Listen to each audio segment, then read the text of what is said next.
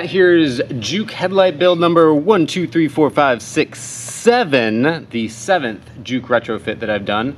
This is the Morimoto Mini D2S with a Switchback halo on it, the bullet shroud, and we have a fully sealed backside.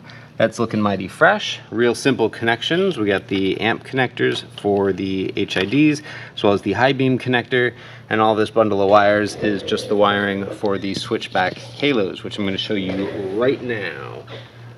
Have running light white. Give that a second to adjust. Super bright. They look beautiful. And then